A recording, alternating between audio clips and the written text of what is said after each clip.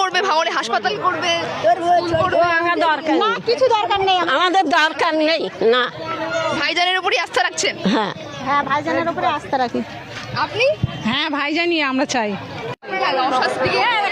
হ্যাঁ, নওশাদকে দিবি। কাকে চাইছেন ভাঙড়ে? নওশাদকে চাই। শওকতকে চাইছেন? না, নওশাদকে চাই। কালকে মমতা ব্যানার্জি এসে বলছেন যে শওকত মোল্লাকে যেতে। না, আমরা নওশাদকে চাই। কেন কেন?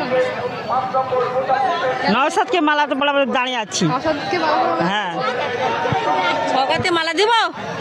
ছগাতে কিসের জন্য মালা দেবো? ছগাত কি আমাদের কি কাজ করছে?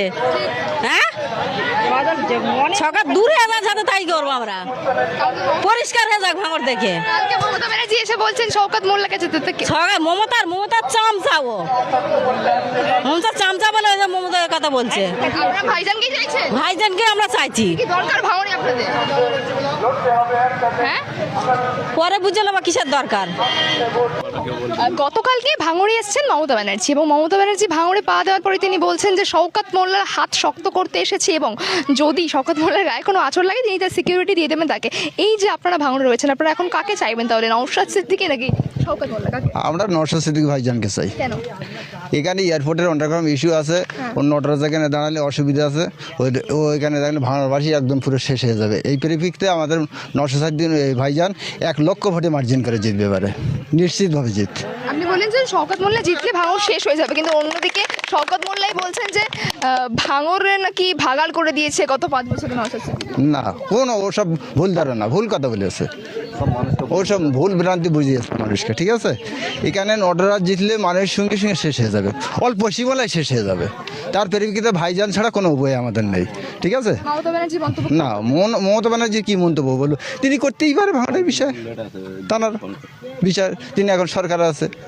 ঠিক আছে, আগামী দিনকে আমাদের নওশাদ ভাইজান 1 লক্ষ ভোটে মার্জিন করবে, এটা আমরা আশা রাখি আর রাখবো। তাই এই বলে আমার শেষ করে দিলাম। কালকে আমরা দেখতে পেয়েছি দাদা ভাঙড়ে মমতা ব্যানার্জি এসেছিলেন এবং সেই জায়গায় থেকে তিনি শওকত মোল্লার হাত ধরে বলছেন যে না, ভাঙড়ে শওকত মোল্লাকে জেতালে নাকি ভাঙড়ের উন্নয়ন হবে এবং ভাঙড়ের হাসপাতাল যেগুলো হয়নি সেগুলো তৈরি হবে। যারা আপনারা আইসেফ করছেন তারা কি বলবেন এই ধরনের? তাহলে কি আপনারা ভোট কি আপনারা তাহলে ঘুরে যাবে? কি মনে হচ্ছে কালকে আসার পর? ভাঙড়ে আমাদের ভাইজানই জিতবে।